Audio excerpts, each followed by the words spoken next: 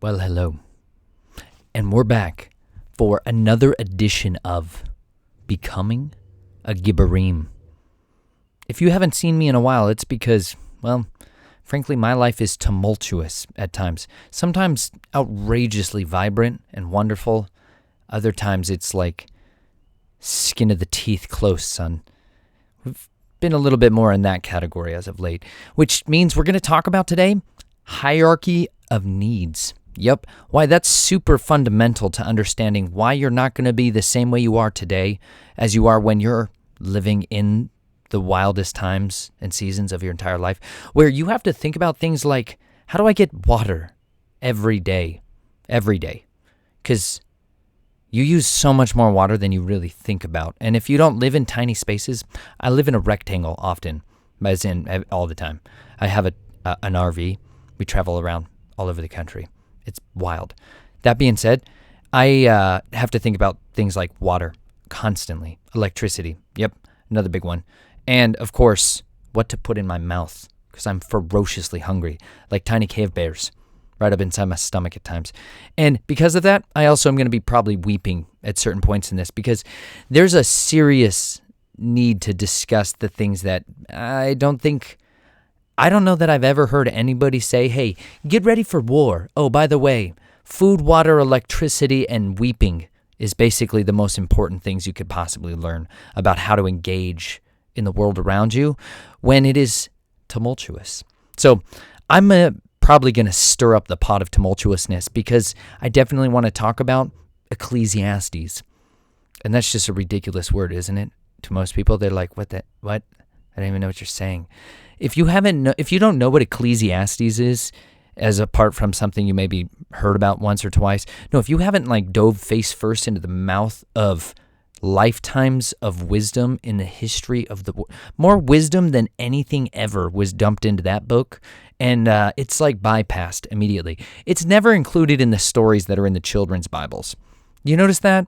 Ecclesiastes isn't on Sunday morning school felt boards ever, nor is it in the classrooms of any university. And there's a reason for that, because it pretty much just takes a giant swing and decapitates the old American dream, the dream of having enough and being able to be content in things that this world, it basically takes the whole hierarchy of needs that the world tells us is fundamental and just takes it out completely right from the old feet and then totally ends its life. Ecclesiastes just did that to me today. It's one of those moments where, I was crying in the rain. It's one of those kind of days today. Sometimes children and need for water and exhaustion, fatigue, and all of these different things make you just weary.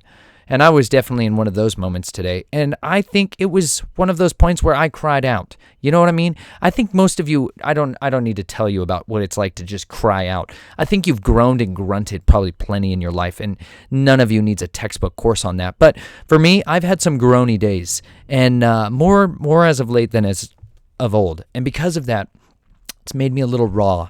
It's a little raw, which means I'm liable to get a little more offensive than some of you are really comfortable with. I know some of you would rather I be a little softer, maybe with my poise, when I try to just utterly eviscerate an entire system of debauchery and destruction that's been sucking the souls of mankind into tiny little vessels and trafficking them like currency.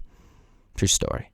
It happens every single day when people plug into a system where you're just a brick in a giant development. Sorry, it just got outrageously windy.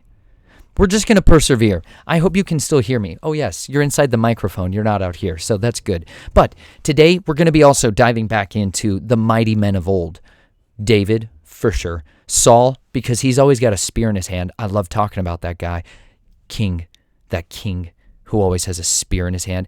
We're going to read about what it's like to have someone who actually seeks your life every single day and how to avoid the pitfalls of fear, lack, and what you do when you're just stuck down in the mire of that garbage, because most of us are, right? That's why you're here. Because the real Gibborim, remember, there was 3 qualifying features that each of them had one of the 3. that made them Gibborim, or got them actually to a point where they were willing to be able to go just get stripped of everything that this world once told them was what they needed to survive, and then instead given a new word from the living Elohim in order to fulfill them and sustain them and empower them to do mighty, miraculous, supernatural, but also just super ordinary dudes. Remember, these are almost always just normal humans. The Bible characters that people think of in their head tend to be like Samson, yoked out, like he's been down in the creatine bottles, just dousing himself in creatine and nitric oxide and just lifting weights. I think Samson very likely was probably scrawny, maybe a little bit. But he did some mighty acts even when he didn't have the strength of Yahweh come upon him. So maybe he was a little buff, but I don't think he was yoked. You know what I mean? I think the vast majority of all the mighty people that we read about in Scripture were bland. They were almost background noise to everybody else's story until one day they really weren't. One day they were so much in the face of, oh my goodness, do you even know that Gideon, he just tore down the altar while everybody was sleeping because he was terrified. Remember, a lot of the mighty people are also terrified constantly. And they're overcoming the innate desire to not trust in an unseen creative power of the living Elohim. It's hard to trust in that when you can't see it. Faith comes with seeing, believing. No, believing comes by hearing the word of Elohim. There's this building character, and that's necessitated for all of us to have any even desire to go forward in days of total, utter chaos and tragedy and despair and hopelessness and massive amounts of violence. That for me, when I was in the military, every man has to tap into kind of a different area in order to persevere and overcome. For me, I bottled up tears. I actually stuffed tears inside my own soul. You can do that. I think most men have been actually doing that constantly. I had a very interesting conversation with a man who shall be unnamed here, and he was in the latter years of his wondrously youthful later years of life, and he talked to me. He talked to me for real after he read my book. I lived in tight, close community with him for months, but I'd been too afraid to actually share my story with him. That sounds interesting coming out of my mouth now that I say it. I talked to you all, right? I talked to I published a book, if you didn't know it, called Snatched from the Flames. I published my whole life testimonial, but it's different when you're going to live in community with people and then they're going to hear about your dirtiest laundry and your deepest shame, and also your victories and overcoming and powerful testimonies of people from all over the world. It's a multifaceted work that I did there, but sometimes it makes me hesitant to share it right away. And because of that, I think I've diminished my capacity to actually be able to engage with this person. But at the end, our last week together, he ended up talking to me all about his deepest need. Oh no. He started out by, first of all, thanking me for talking about weeping in my book and openly weeping and talking about the necessity for people to weep and to let that overflow, that valve that we built into ourselves, most likely because of societal norms, which are mass media propaganda weapons to destroy your character and strip you of all your gibborimness, all your chutzpah, right? They channel it into things like entertainment, sports, media, all this just absolute quicksand that you eat like it's suddenly going to satisfy your stomach for more than 10 minutes while you digest it out. There's so much unction in ourselves that is innate because it's a facet of our Creator. It's an image that we bear of Him, and it should drive us forward in the face of things that are difficult, in situations that are absolutely impossible. And because of that, those defining characteristics that we really look for in the Gibborim, they don't look like what we've been told throughout our life. They look like really brokenheartedness. This man was sitting there describing to me how this chapter in my book, I believe it was chapter 26, the Dodge Viper. Oof, that's a real tough chapter. You can listen to it on audiobook. I recorded it. It's on my YouTube channel playlist. That's a brutal chapter. P.S. Hashtag fair warning to you. It's moderately PG-13 / almost R-rated because of it was necessity to describe some of the things that were going down. That being said, he actually got to open up to me because of that and started talking to me about tears. And that tears he believed were being withheld in our body, that were being held back so viscerally, so tangibly that we could not actually get them out. They were locked up, and he believed they metastasized. They turned into something in the body, like cancer and tumors, and they metastasized. They spread in our body. They spread disease, that it actually spreads in our body because of actual situations and things that we've gone through in our life that we refuse to deal with. That there's these massive areas in our soul that we've never touched. Because to unlock that would open up those floodgates, would open up a wave of emotion, an experience, a memory, a time in our life that we have so intentionally built a wall between us and that side that we can't fathom crossing it. That we can't even imagine what it'd be like to go back on the other side of that. Because through that valley, through that unbearable abyss that we see waiting there, is a moment in time that has been fixed in our soul ever since. And I really believe that is where so much of our dis-ease manifests. It is where it comes out of. This is where the spring has its headwaters. If you haven't looked for springs recently, I don't know. Fundamentals. Water. Super critical. Water comes out of the ground, not just your sink. Step 1. Step 2. Find places it comes out of the ground and then follow those back to where they first start coming out of the ground. That's called its headwaters. Because most water actually comes from inside the earth. There's a lot that falls from the sky, granted. But the best kind of water, in my opinion, is called living water. Check it out. It comes out of the earth alive. It's actually alive. It will give your body vitality in a glass or carrying vessel. See previous videos on drinking carrying vessels. You need water, and this is a good way to carry it. I recommend ones with handles, though. That being said, the springs that were bursting forth onto the earth, if you drink from those, the spring, the source, the headwaters, it is electrifying your body. It will start to purify you of disease. Actually, not the tap water, because you see, people in my family's societal structure of just absolute abominations and idiocracy when it came to using their intelligence for good, they just dumped all this poison into the water instead of, paying to store it in the ground.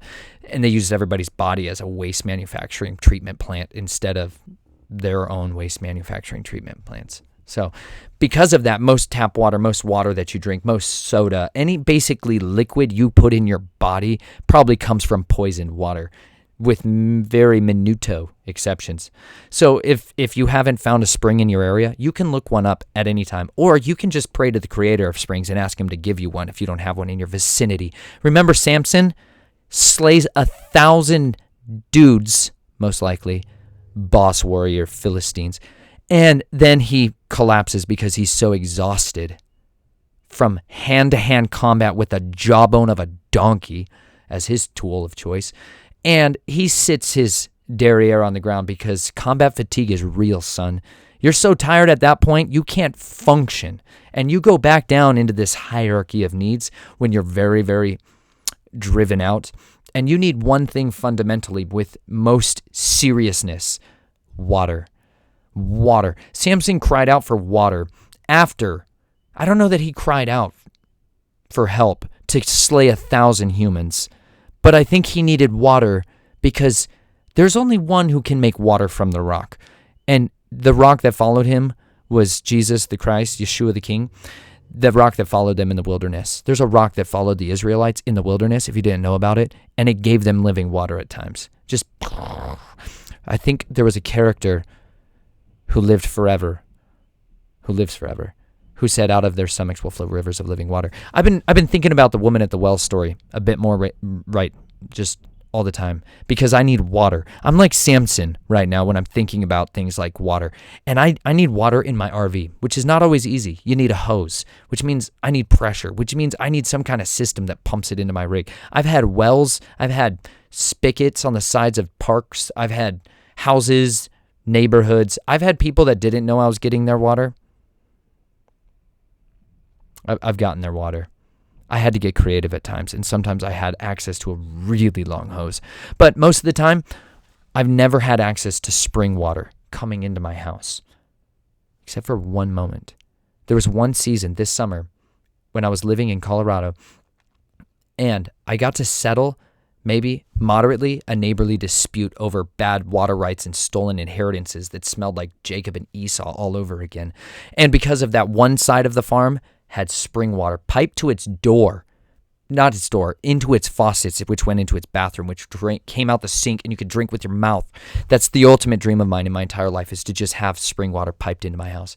Well, the water we were on the other side of the farm, where the stolen inheritances were, that was full of sulfur, methane, and lead, which are definitely not things you want to put in your body. The water was so bad that my wife was washing her face, and it would make her face burn. It was actually burning my wife's face. Terrible. That Shabbat, I was Shabbating, and generally if I'm Shabbating, I'm probably in a creek. I love being near water or in water, and so does my daughter. And so we go exploring for rocks and treasures in creeks every chance we get. And we just happened to meet the other owners of the other farm that day, and they asked us about the water, which gave me an opportunity to tell them about our situation. And he literally helped me run like 180 feet of hose. Wait, I can't confirm that publicly. I was able to have spring water piped to my door for a small season in there. And I had spring water that came out of my sink, and it was delicious. And it was definitely not EPA certified. FDA certified. Sorry. The EPA certifies poison too, so. But needless to say, it was one of those moments in my life that I've wanted since the beginning, since the first time I ever tasted a jug of water. And I was walking through the wilderness at one point in my life when I was doing wilderness mentoring. I used to work in the mental health field, which is a minefield of total traps and snares, which is where we're going to get to Maslow's hierarchy of needs. But because of that, I was working way up in the mountains. I discovered that working in the city made my soul want to die all the time, and it was a miserable human wasting plant that I was working in. And because of that, I wanted to get away. And my wife managed to find me a job off of Craigslist, which was sweet. I was a wilderness mentor. I got to go up into national forests and to a retreat center where basically there were tiny old cabins scattered in the woods. There's a lot of people out there who are preppers who dream of places like this their whole life. It's not always readily available because there's giant cities nearby or stuff. Like, there's problems with your relocation strategy. But I got to go out there, and they had lots of old cabins and a big lodge and greenhouse and equestrian place for their horses and a beautiful lake that you could paddle around in that bald eagles visited every summer. They flew over my head and dove down and ate fish in front of my face, and I got splashed by bald eagles as they were feeding while on a kayak in the water.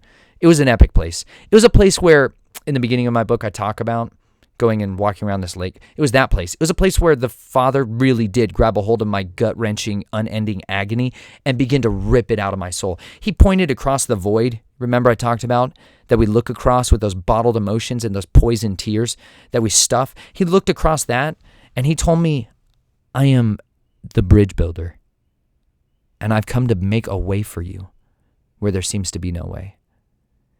And he did. He built a bridge for me there, and he did it in his creation. Because for me, when I'm actually in his creation, when I'm in the mountains, when I'm in a forest, when I'm in an environment where I'm not surrounded all the time by more Babylonian bricks, I have this peace that comes over me that just does not exist elsewhere. I am so much more at comfort in an uncomfortable environment to most. When city folk, when Babylonian bricks come to the mountains and the forest, it eats them up, man. It chews them up so badly, so quickly, because their clothing is not real clothing. Their underwear, if you remember my story on Escape and Evade, their underwear is not even real underwear. You've been lied to about that. Yep. Their clothing is not durable. They're not used to being outside in the sun or clothing, or they don't know what layering is all about, or why wool socks and boots and jeans, long pants, not cotton generally, because I'm from the mountains where people freeze to death in cotton. Wool, son. Put it on your legs. It'll change your life. It's not that durable. I like nylon. If I could have all hemp, I would do nature's nylon, which is hemp. It's much more durable. It's incredible fabric material. It's just not as readily available yet. But I love being in the mountains because it strips everybody else out of that. And because of that, people built like refuges, like retreat centers up in the mountains, camps. They used to be called camps, like where you would go to get away.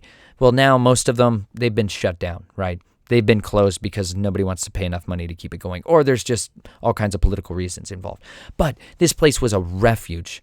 There was a lot of people transitioning out of living in full wilderness environment where families would send their 18 to 26-year-old sons away to the wilderness. They didn't always send them. Sometimes they actually dragged them. They sent snatchers to go and pick their children up out of their beds and smuggle them off to literally in the middle of the Utah wilderness somewhere. There's outdoor leadership schools and all kinds of stuff with that. There's some really good versions. There's some absolute nightmaric mind control horror stories and massive amounts of terrible decisions and abuse happening in that organization and system. But I believe it's one of the most powerful tools ever to be stripped away from those kind of normal situations and suddenly dropped into a world where you're thinking about, oh my gosh, I just want to sit down on something other than the dirt and a rock and brutally pokey cactus. There's an amazing thing that happens to you when you suddenly do get stripped of, well, there were so many people in the crosswalk today, and I just couldn't even barely fit through it and get through the light in time, and then I got stuck in traffic, and then on my way to the office, all these people cut me off, like all this just rat race that you get into in the city. None of that's there anymore, but suddenly you're way more attuned to the fact that after you hike for a few miles, you're ravenously hungry, and you need to eat immediately. But you can only eat what you can carry on your back, and suddenly your back feels like it's going to break in half because you thought cans of sardines were a great choice. They're generally a great choice. I'm not trying to dog on them. But you can only carry so much lettuce. Romaine lettuce. Not enough. You can never carry enough lettuce when you're on the trail, so you carry other kind of stored goods or dehydrated or freeze-dried foods. Because of that, you're stripped down out of your normal, like, I'm comfortable. I have running water, and when I go poop, it goes straight down a watery abyss, and I never even think about it again. And then it smells like daffodils and lilacs afterwards because somebody taught me about poopery. Yeah. There's not poopery in the woods, son. You got your heel or maybe a small trowel, and then you dig it, and then you have to poop in the ground. It's great for the trees and the environment. If you didn't know that, that's probably why part of the earth is just dying. It's not because we're poisoning it as much with all the Monsanto monstrosities and home fertilizings and lawn care, golf course care. All that stuff's just ruining it. But I'm not saying it's all bad. I'm just saying it's just done so horrifically terribly. It's embarrassing. But if you actually all just went and pooped in your forests appropriately, like there's even instructions in this, if you didn't know it, that tell you how to poop. That's fundamental. You don't even know how to poop properly because you poop in a white porcelain throne and it just disappears down into the void of somebody else's problem down the line. Don't worry, it's yours because most likely it gets dropped down into somebody else's drinking water and then you all drink each other's pee and poop all the time. That's why you need spring water. Needless to say, if you haven't dug a hole and pooped outside, I highly recommend it. Obviously, giant caveat, don't be a doofus about it because there's some places it's frowned upon these days. But it would do good for you to go pee and poop in the woods. Seriously, it would help the trees around you. I went to a farm where they took the composted human manure because then it's just manure, right? You get that? If you eat all this good food, it breaks down all the nutrients your body digests it, and then it leaves stuff that you don't need anymore. But you know who else needs that? The ground it came from. It takes so much to grow food, like an enormous amount of resources to grow food. And if you haven't grown food, you don't even really get that even a little bit. If you've actually grown food, which is interesting, there's a lot of people that are now growing food in waves, which is fantastic. But they're also learning the hard way that I have no idea how to grow food. It's very hard. Welcome to the learning. But if you take human manure, you can compost trees with it. Non-food bearing plants, like there's a farm I was at where they had bamboo, which is the best material in the history of anything I've ever climbed or touched or carry now as a bow staff because it's amazing. You can fertilize bamboo with it and it grows better and happier and it's fuller and richer. And you can do the same thing with your land. If you have land, even if you're in an apartment complex, it's going to be hard for you to find a place to poop, son. I'm sorry about that. But you could be creative and drive somewhere and get that experience. But you need to because it's good for your soul. And that's one of those fundamental hierarchy of needs that nobody really thinks about. Like, what do I use to wipe my butt? Yep, good question. Probably not your left hand because that's a bad day. You've crossed into a bad level of hierarchy of needs when it's hand talk. There's these tiny little wipes. Oh, maybe I'll get one. No, probably not. It's dark and I'm not going outside in that windstorm. There's these tiny little wipes. I think they're called easy wipes or easy towels. EZ towels. They're like freeze-dried, dehydrated wet wipes when you add a little bit of water. Spring water, of course, if you can. Snow, whatever, runoff. Doesn't even matter. But they expand to a little wet wipe. Chelsea and I, those were one of our favorite things in the history of anything we ever brought with us on the trail. Because when you're on a trail, you're going to need your wet wipes. Guaranteed. And if you don't have a wet wipe, well, guess what? You better start figuring out what plants go good on your booty and which ones don't. So those are other little hierarchy of needs. But after your food, water, like place to poop, place to pee, there's this whole other thing like a place to sleep. Food, water, shelter, right? Fire, faith, hope. There's so many different hierarchies of needs that are out there. Maslow's has this hierarchy of, before I get into that, see, I get so enthused. I'm already taken off here into the races. I haven't even read yet. Okay. Yes. Let's just go for it. You know what? I've got knives. I've got holsters. I've got chunks of purple, garnet, potentially amethyst, and rubies. Because did you know you can get an inheritance in creation if you unplug from the Babylonian bricks? That's pretty fantastic. But let's get over to David's story, because he's a Gibborim who is figuring out that whole hierarchy of needs strategy. Hierarchy of needs strategy that David was trying to figure out here. That's why I was back onto the refuge. I was living in that land of refuge. I was commuting there like an hour, hour and a half each way every day into the mountains to get to this little rendezvous point in the middle of the national forest. It was like a private property tucked in the middle of nothing but national forest. That's a winner. It's a dream place. And because of that, my soul was able to be quieted down enough to actually pay attention and deal with what was in here and what was in here and all those things that I'd stuffed and compartmentalized and refused to ever look at or look for anymore in my life. And it was right there in those lakes, in that nature. It was in the creation that he began to let me have peace from my mind, because I didn't have to think about, for me, what's one of those fundamental hierarchies of needs, which is safety. Safety. I don't feel as comfortable as some do in the cities. I was trained in urban tactics, which means I was basically trained how to hunt humans in neighborhoods, which is just different. It's a different battlefield than the sandbox. Well, I guess they hunted people in neighborhoods too, so there's not that different. But SKTs, special kill teams, the way they operate is that they blend in like chameleons right in the normal land of living. Let's just put it this way. I punched a lot of holes in paper with firearms, but I used to poke holes in men. And there's a huge difference between those two battle strategies, right? The long parabolic trajectory of the 5.56 millimeter round as it exits the 20-inch barrel of the M16A2 rifle, and poof, the 5.56 round coming out of the barrel is actually kind of supposed to curve like this, and there's 2 points along that trajectory where your actually point of aim and the point of where the bullet is going to intersect are the most consistent. And there's all this like whole world to firearm land and soldiering that didn't actually apply when it was just dealing with neighbors, right? And because of that, I had a totally different set of massive amounts of baggage in my life, because poking holes in people can wreck your soul, like in a serious way.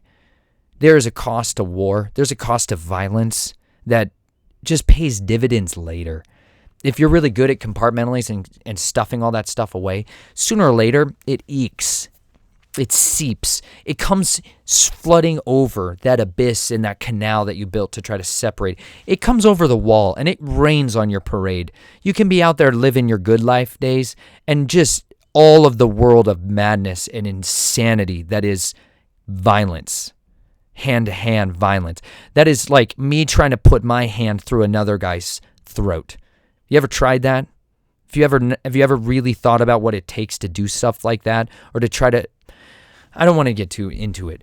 It's one of these things that just sit in your mind and they just eke at you. Like the moment of that just sits there. And I think every one of the costs of being a Gibborim for many of these men, for many of these characters that we read about here, that we're going to read about, Solomon was a man of peace. He's the one who writes Ecclesiastes, right? Well, Solomon had a hitman whose name was Benaiah. He was one of David's mightiest of all mighty men.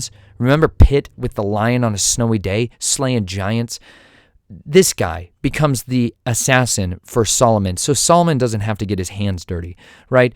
Benaiah slays one of David's other mighty men, Joab, the commander of David's armies, and the high priest that once fled into the wilderness to be with David, Abiathar.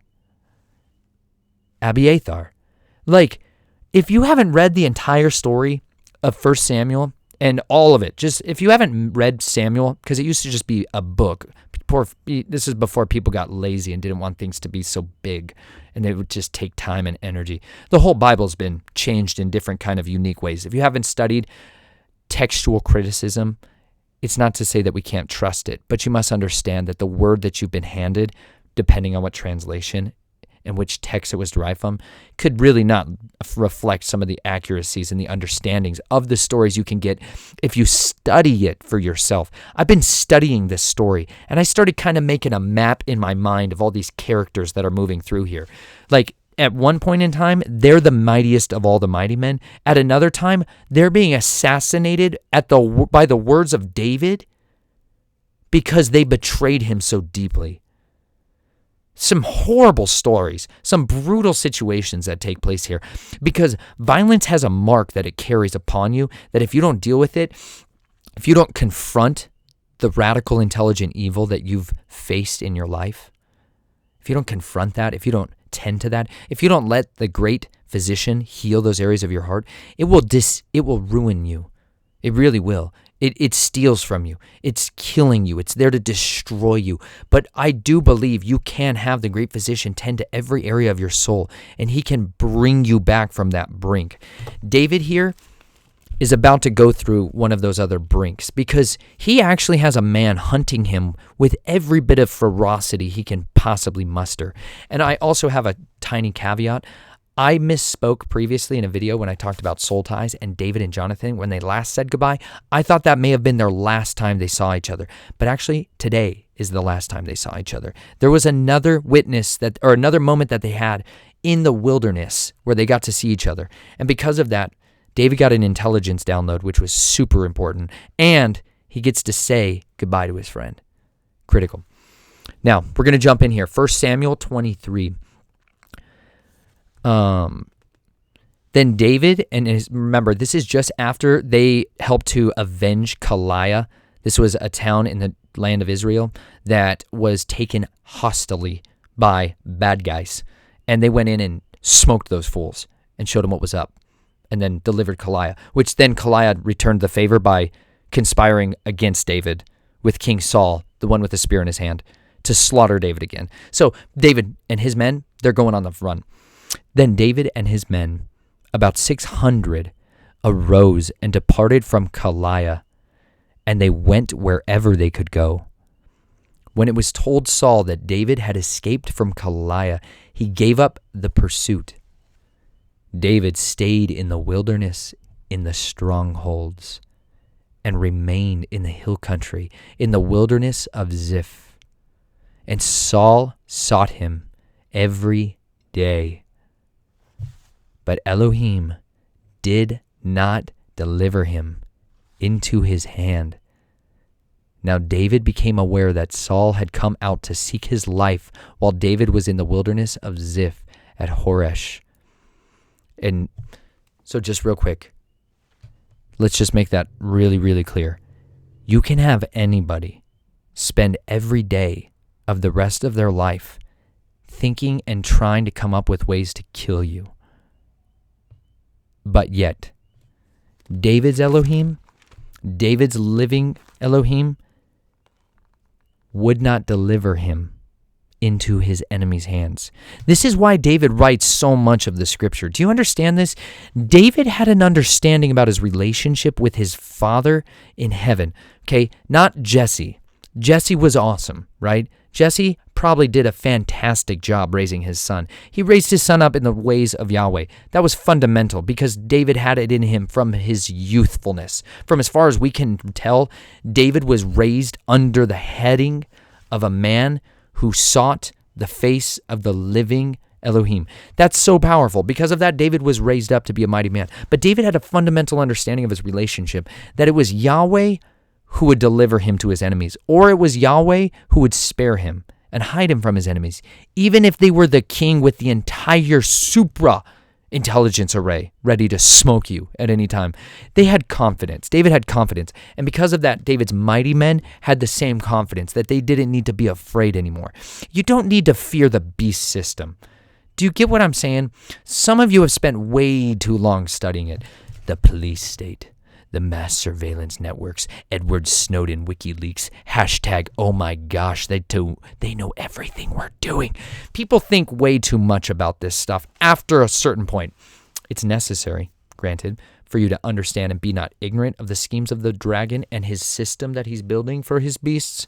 But it's also way more relevant and important for you to study your creator's surveillance system and how he delivers people all the time from people who are actively seeking to murder them on a regular basis. And he kind of laughs in the faces of people that go after his children sometimes. And that's pretty fantastic. I don't laugh in the face of higher principalities, powers, rulers, or authorities. I don't bring any railing accusations against the enemy, nor should you ever. You're actually strictly forbidden from it, because what's a private supposed to be doing to the commander-in-chief, in a sense? Some of you are going to get that. Some of you are going to be like, what? There's people who actually respect hierarchy so much so that they actually obey it. And it's powerful. It creates a very good system in some ways. But we serve in a different kind of kingdom. And if we appeal to our authority, right? If you actually understand authority and strength of appeal, if you're in the proper place of authority, you can appeal to higher authority and have a covering, a standing order over you, that even if you are the private, you can have the same power. You can go in the name of the commander-in-chief. And that's just very, very important to understand, because that's part of your identity. That was part of my identity, what was stolen from me when I was young. I had my identity stolen, and so have basically everybody since they were born, because we were born into the systems of this world, and we've been corrupted and stolen away from the true calling and purpose that we are made to be, which is a Gibborim. So we're getting back to David's other Gibborim friend, which is Jonathan. Now and Jonathan, Saul's son, arose and went to David at Horesh and encouraged him in Elohim. Thus he said to him, do not be afraid, because the hand of Saul my father will not find you, and you will be king over Israel, and I will be next to you. And Saul, my father, knows that also. So the two of them made a covenant before Yahweh, and David stayed at Horesh while Jonathan went to his house. Wow, see, that was the last time they saw each other. And he encouraged him to be not afraid. It's one of the most powerful things you can ever encourage your brother, is to be not afraid no matter what is coming. Be not afraid. Even if it was the last time we ever see each other. Be not afraid.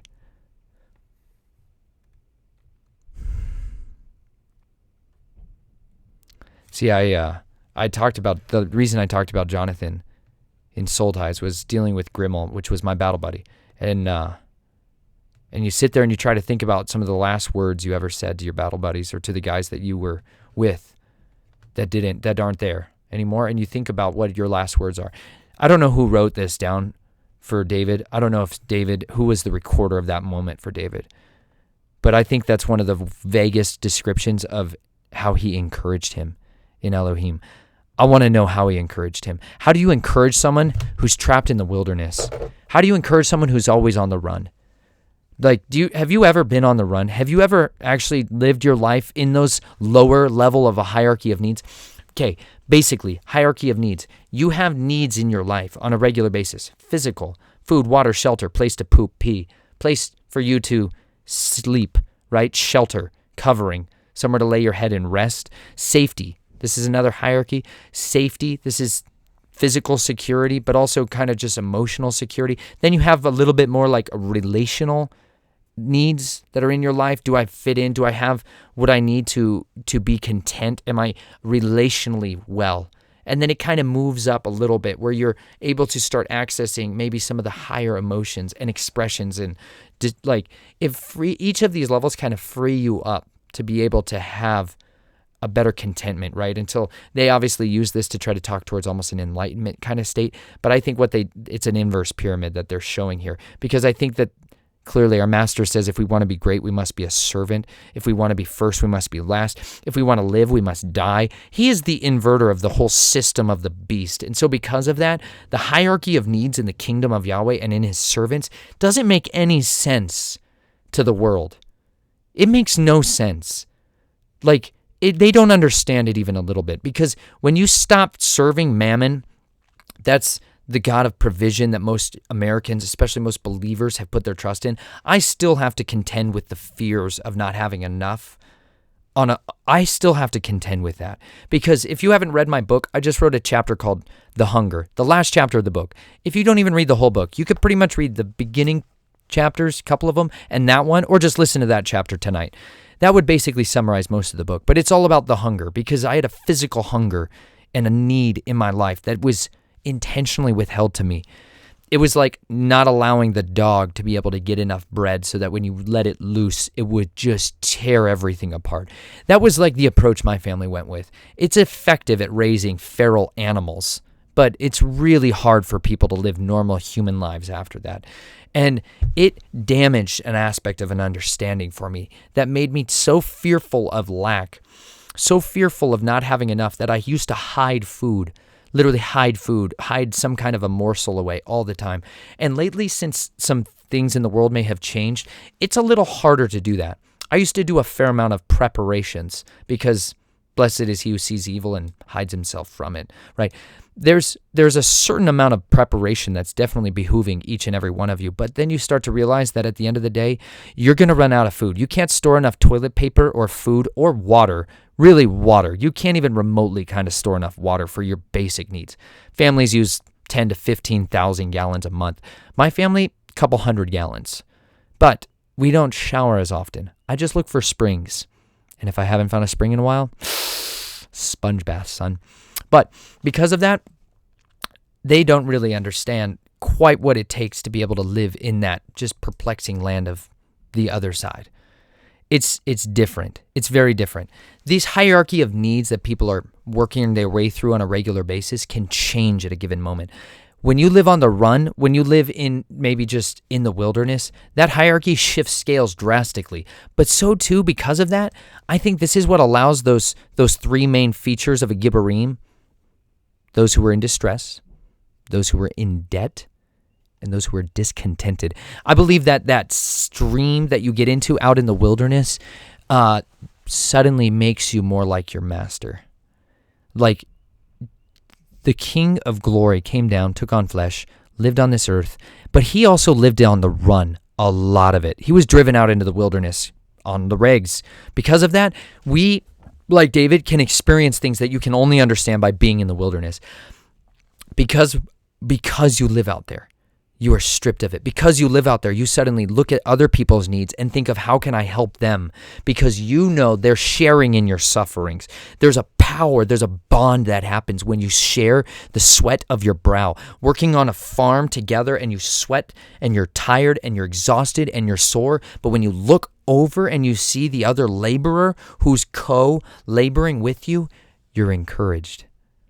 You're strengthened. You're reminded that they too are sharing in the sufferings. And if you know their story, if you know their testimony, if you know what it's like for them or what it's been like for them, that other gentleman who I worked on the farm with, he was in his 70s, okay, working on a farm so that he could live an RV lifestyle. He was working a manual labor job. I was too scared to work manual labor jobs most of my life because I had to deal with some serious pain. My body's literally been broken in ways that most people don't think is physically possible. I got hit by a car recently. Like a car hit me. I dented its frame with my face. Actually, you could see my face and blood and sweat all over the frame, which is just horrific. It launched me yards and yards off the side of the road. I've had some serious amounts of catastrophic injuries time and time again. Dozens of ER visits, surgeries, reconstructive facial plastic surgery when I was young. Like, my whole entire face was taken and rebuilt multiple times. I've been through some stuff in my life, so I got aches and pains.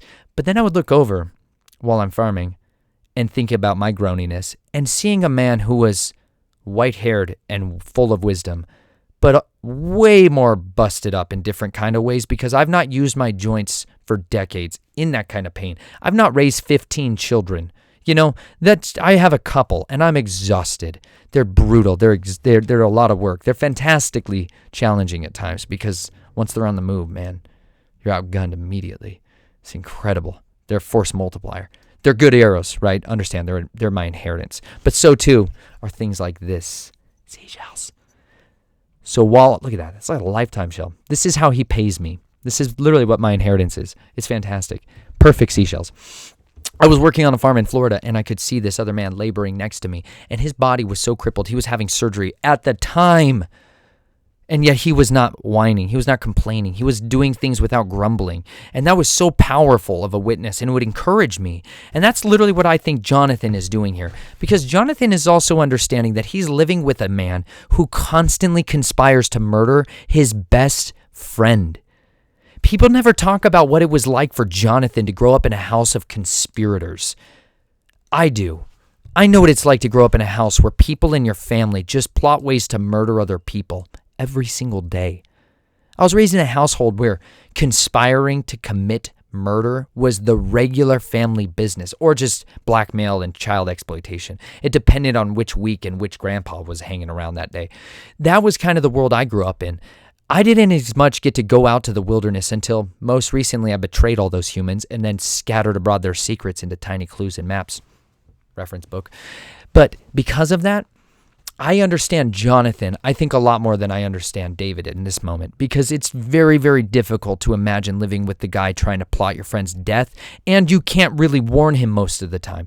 Jonathan doesn't keep showing up and rolling out with Saul to come murder him because I think Jonathan is restrained from being able to see him anymore. Jonathan now lives in a house where all it is anymore is tension and fear and despair and hopelessness, and he's eagerly longing and holding confidence in his creator, making sure that David gets the throne that Jonathan should have. Because Jonathan realized better it is to give than to receive. Jonathan wants to give up even his very throne, even his robes. Remember, he took his garment off, he took his armor off, he gave his authority over to David because he knew that one was chosen by his master to be king. Jonathan had laid it all down. Saul tried to hold and wield the power. Saul tried to maintain the power. If the Father ever gives you power, it may be for a season, it may be till you die. Don't try to hold it. That's what makes you a Gibborim for the other camp. Real Gibborim, give it up. Real mighty men surrender when they're called to. They offer everything they have, and they say, all of it came from you. All of it can be taken away. Do you have that kind of confidence in your life? Do you have that kind of peace of mind of going to bless the very person who's going to take your position and steal away your birthright? He gives it away, and he blesses David with that, and he encourages David because David's going to be on the run for a long time, years and years and years of his life. David's going to have some serious things happen to him, so I better get to reading a little bit more. Hold on. Thus, let's see. I got through like 5 verses. It's okay. It's so exciting. Oh, I'm getting staggered on time. All right. Then Ziphites came up to Saul at Gibeah, saying, "Is David not hiding with us in the strongholds at Horesh on the hill of Hakilah, which is the south of Jeshimon? Now then, O king, come down according to all the desire of your soul, and do so. And our part shall be to surrender him into the king's hand." Another conspiracy alert, by the way. Saul said, "May you be blessed of Yahweh, for you have had compassion on me. Go now, make more sure, and investigate, and see his place where his haunt is, and who has seen him there. For I am told that he is very cunning." I like it. "So look and learn all about the hiding places where he hides himself, and return to me with certainty, and I will go with you. And if he is in the land, I will search him out among all the thousands of Judah." Then they arose and went to Ziph before Saul. Now David and his men were in the wilderness of Maon, in the Arabah to the south of Jeshimon. When Saul and his men went to seek him, they told David, and he came down to the rock and stayed in the wilderness of Maon. And when Saul heard it, he pursued David in the wilderness of Maon. Saul went on one side of the mountain, and David and his men on the other side of the mountain. And David was hurrying to get away from Saul. For Saul and his men were surrounding David and his men to seize them. But a messenger came to Saul saying, "Hurry and come, for the Philistines have made a raid on the land." So Saul returned from pursuing David and went to meet the Philistines. Therefore they called that place the Rock of Escape. David went up from there and stayed in the strongholds of En-gedi. Oh man. Come on. That's how Elohim, that's how the living God rescues his son. Did you see that? David didn't have to do it. David definitely was hoofing it at times because sometimes you got to get out of there. But David, at the end of the day, was not spared anything by his own hand. Some messenger came and gave a word that drug an entire army away from surrounding him and closing in on him. There's going to be times in your life where the enemy is absolutely surrounding you, and you know it. You ever get that feeling that you are being crushed, that you are being driven out? You ever get the feeling that you are being persecuted in your life? Well, sometimes I get that feeling because sometimes I know it's actually happening. There's been times in my life where I actually had people trying to murder my wife and I because of the things I talk about here, the things I've written about. I've had people hunt us with every sweat of their brow and every crafty thought they can come up with. And yet I have seen in a moment my deliverer come forth and save us like that. I've seen him do that, but that doesn't mean that I don't feel that pressing sometimes. And for me, the situation out there, being a traveler on the road, is not so friendly for people that are just traveling around looking for fossils. People don't really care for that kind of a lifestyle these days. People want to be fearful and not welcoming. And it's a different kind of experience altogether when you go through that. I tried to get water the other day. Let me just put it this way. And I was treated like I was a carrier of a disease. Who knows? I could be. You could be. All of them could be the enemy. Everybody could be infected. It's a brilliant strategy if you think about it. If you needed to get the whole world ready to a wartime scenario, rationing, total fear of the enemy constantly around you, that the enemy could be anybody hiding in your midst. If you wanted to get the entire world population set up for wartime rationing, pretty good move. And at the same time, not have anyone really to blame, because how do you blame a virus? But because of that, people are a little less friendly and they're like, no, you cannot come get water. I just needed a spigot, and it was very hard to find a spigot sometimes. That's unbelievably difficult. And that does something to you when you just can't find water on the road. It's an incredible amount of worry, though, when people are just trying to kill you and you're just trying to get away from them. The last thing you need to worry about is even that. But I've lived a long time now in that kind of an environment, in those situations. I've always desired the rocky wilderness place that you could go and hide to. But most of my places like that, they turn into the rocks of escape. They turn into a place where I get persecuted and hunted and driven out from. But because of that, you know what I realized? It allows me to meet mighty men. It allows me to meet people. Like, I wrote a blog post called Pearl Hunting. I talk about some of those mighty men that I met along the road. Because of the way I've lived my life, I've got to actually go and be in the houses and break bread with the mightiest heroes that I've ever personally known. And I met the good, patriotic, well-propagandized, media, lambasted Special Operation Task Force, CAG group operate. I've met some of the apex wolves. I've met the other alpha wolves out there. Let's just put it that way. And because of that, those J Projects team leads, those guys, total studs, right? But I met Gibborims like on an island in the middle of nowherevilles at times.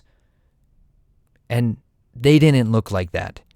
They looked like men who had come to a place of conviction in their life that was so deep and so sincere that they had to remove their family out of the Babylonian system to such an extent that they could not afford to function in the normal society. So they just unplug. That's the whole in debt and distressed and that. There's real mighty men everywhere. They're everywhere. The other side recruits for them constantly. And I don't know why we don't, because if you can recruit from the distressed, the discontent, and the indebted, you're going to find the best humans waiting to be found on the face of the earth. That's the master's campaign recruitment strategy. And we should probably start thinking about it in the same way. We should show people, first of all, by the power of our testimony and being so bold and courageous that we go live a freaky, weird, set-apart life, and we're not willing to look like the rest of the world, so that when everybody else is panicking and freaking out about where food is going to come from, where water is going to come from, that we can have a confidence in the one who will sustain us. I waver on that pendulum some days. My poor wife puts up with some amazing amounts of difficulties with me. Sometimes I genuinely have a deep, unbearable hunger that eats at my bones because I was so hungry for so many times in my life that I had fear that I wouldn't have enough, so I partially starved myself one day so that I could eat tomorrow. It was brutal. It messed me up, and I needed healing in that area of my life. And yet in the situations when you go out into the wilderness and you go out in there, it will reveal and percolate up in your soul all of those nasty bits that you forgot to address down in there that you must deal with now. See, it's better that we deal with what it's like to have a fear of not having enough for tomorrow's needs now, rather than the day that you only get daily bread. Remember the people in the wilderness, the heroes, the Hebrews that crossed over? They had to learn that daily bread came down from the sky. It rained manna every day. If you kept it 2 days, it got mold, or a fire broke out for your unbelievable lack of faith and confidence, and it just erupted in your camp. You had to live on daily bread every day, and trusting that the bread will show up again tomorrow, My wife and I have lived that way for years now, and it's not comfortable a lot of times. And some of the mightiest people I know also live on that other end of the poverty side of experiences in life because they've chosen to abstain from a system. My wife and I could plug right back into Babylon anytime and find good, honorable jobs that would require mandatory rape on my family for injecting non-human DNA inside my body that I'm not really happy to do anymore. Go figure. I like being a human.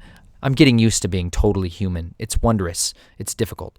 But because of that, we swing on a different side of that pendulum. And there's times when I oscillate on that. But so much I see, most of the mighty men, they also wrestle with that. They wrestle with those same fears. They wrestle with those same doubts and the insecurities. And so do people on the other end of the spectrum who are wealthier beyond means. They still constantly think about, how do I hold on to it? And how do I have enough to make sure that I will make it till I die? I can't even tell you how many conversations people have that have plenty of means who think about, I just need to have enough so I'm not the rich dad, poor dad. Remember, I'm not saying all financial management and principles of understanding how to use money effectively are wrong. I'm saying a lot of them just came from the beast system, and you need to be very intentional of understanding. Some of us, at times, you may be called to leave everything you've ever had, sell everything you've ever had, and give it to the poor, and go with everything, only what you have on your back, and follow him. And it will make you mighty. If you follow the voice of your master to where he leads you, it will make you mighty. David was narrowly brought out. He was given routes of refuge. He was given a way of escape. But you know what? David was really given confidence. It built testimonies for David. David and his men right now are in a testimony building season of their life. And so are you, and so am I. I'm in a season where my shield of faith needs some extra armor added to it. And you know how he's doing that? By giving me a different kind of inheritance now. I pray to him. And I ask him for answers to things, that he would deliver me, that he would give me the things that I have need for. And do you know how he answers me?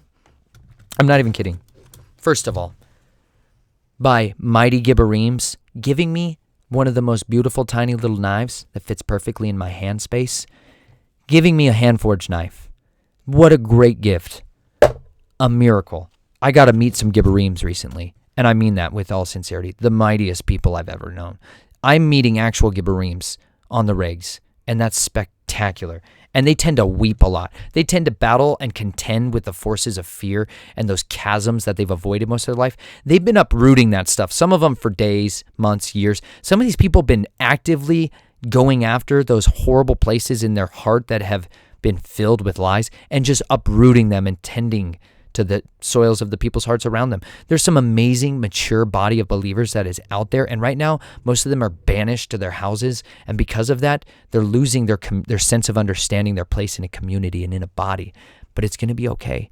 Because if you turn to him and study him like he actually is available and waiting to be with you, he can also provide you amazing community, even when it's least expected. So pray wild prayers. I've been praying and talking about different things on armor. Oh, I really want to get to an armor video so badly. But anyways, one of the big fundamental building blocks that I need to do these different exotic materials is high temperature materials. Corundum. And then we have garnet, amethyst. I don't know if these are going to show up very well. Garnet, amethyst. We found some rubies recently. I'm going to have to put pictures in because it's not going to capture it here in the light. But, oh my gosh. My wife and I found treasures.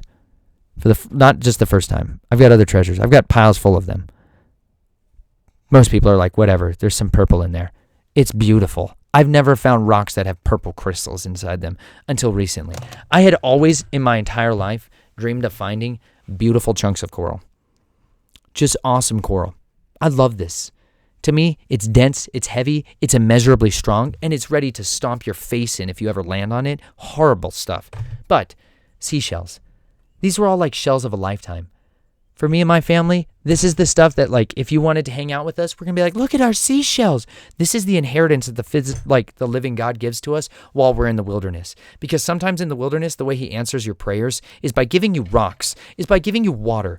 Like, I spent 3 days praying and seeking and asking and physically looking for water. 3 days. That's the longest I've gone in a long time. That's the longest I've ever gone since having 2 children and a wife, and I have to think about that all the time. And everybody forgets that in this story of David and his mighty men, these guys had wives, children, animals, livestock. They weren't alone in the woods. David's not alone in the forest. David has wives and children with him, babies. Meaning David raised baby infants with him, toddlers, which, listen, if you're trying to be sneaky and quiet while you're hiding in a cave, how did they get the babies to even be quiet? Do you think you can pray and ask the slumber of the living God to come upon your babies and they'll be still if you need to be quiet? I think so. But we don't think about those portions of the stories because we're always reading about David and his mighty men. Well, later on, when they get raided at Ziklag, all of David's entire wife, family, children, all of his Gibborim's family gets sacked, stolen, and stuffed away and smuggled in basically human trafficking. So that's what they thought. This is when David almost gets murdered by his own giant killing other men. And then anyways, I'm getting ahead of myself, but they had wives and children with them. They had to think about those things. I've had to think about those things recently more than I have in a long time. And it did a number on me. By that, it made me cry out to my Creator like never before. And you know how he answered me? Before I got water, he led me to a spring and streams of water where there was crystals and jewels waiting for me to find. But I couldn't have gotten there if I hadn't have gone to seek the Lord because I was desperate and I was despairing because I live in a hallway some days and I can't get outside enough in nature. And some days I just simply must get out there and see the nature that is out there. And then he answers me like that. And that for me, these rocks, these stones are what build the bridge that heals my soul. Being out in the water, being around springs, being next to the ground, being in a place that grows food where there's horses, being in an environment like that heals me because it builds testimonies in me. Being in the wilderness for me builds the testimony. Being in the wilderness for Moses built his testimony. Do you remember that he called to him out of a burning bush the first time and he made the ground sapphire stones? Don't forget, the finger of the living creator of the universe wrote on tablets of sapphire for a reason. We all need sapphire. Everything. It's the best. He wrote his own finger of instructions on sapphire. When he spoke to him in the bush, it was in sapphire. Moses was in the wilderness first, and then he was driven out back into the place of Egypt. But then he was driven back out there, and he had confidence that his master would send him back, and he would bring him back there. And Moses' testimony and our testimonies and David's and Saul's and Jonathan's all build in the wilderness. But Saul would go into the wilderness. He wouldn't stay out there and let it become the place that transformed him. But David knew what it was like to be in the wilderness, and he had to learn confidence that his Creator would provide for him, no matter what his needs were. And in doing so, he would heal every fabric of his being. And I believe I got to see that. That man who sat there with me, who co-labored with me, who is looking at his life saying, I wish I could have, I've, for so many years of my life, prayed to be free from anger. I've wanted to be free from anger. And there he sat weeping with me because he felt freed to let those tears loose, to let those tears come out and wash over him and purify him. And some of you need to weep. Some of you need to weep for months and years of your life. Some of you need to weep until you're dead. Some of you need to rejoice, because here's what I'll do. I'll close it out right here. If you haven't read Ecclesiastes, do it. All of it. Read first 1 chapter, 2 chapters, 3. Read all the first 3 chapters as much as you can. All right. He says, this is, remember, David's son. Not the son who grows up in the wilderness, by the way. Solomon does not grow up in the wilderness. David did. Look at the fruit they bore out. Totally different, right? Just saying. Some children need to be born in the wilderness. There is an appointed time for everything, and there is a time for every event under heaven. A time to give birth and a time to die. A time to plant and a time to uproot what is planted. A time to kill and a time to heal. A time to tear down and a time to build up. A time to weep and a time to laugh. A time to mourn and a time to dance. A time to throw stones and a time to gather stones. A time to embrace and a time to shun embracing. A time to search and a time to give up as lost. A time to keep and a time to throw away. A time to tear apart and a time to sew together. A time to be silent and a time to speak. A time to love and a time to hate. A time for war and a time for peace. What profit is there to the worker from that in which he toils? I have seen the task which Elohim has given the sons of men with which to occupy themselves.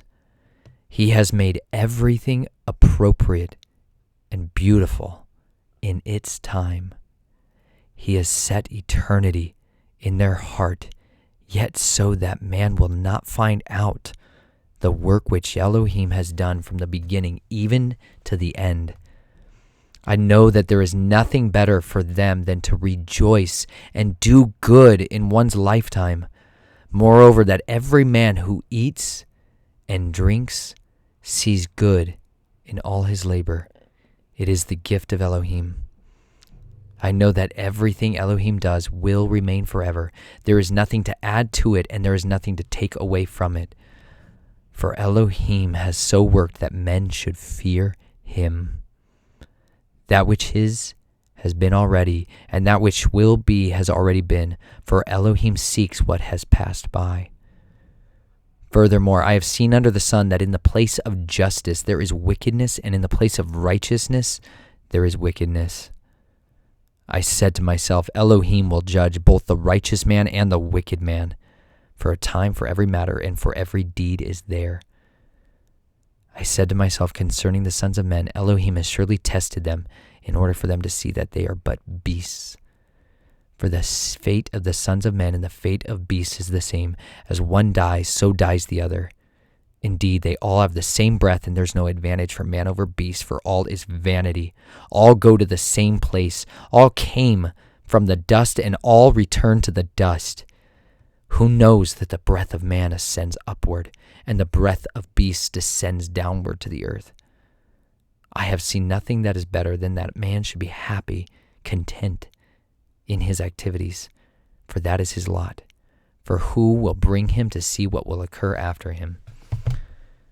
This is why at the end of the day, it's more powerful to live a life in the upside down world where you give rather than receive.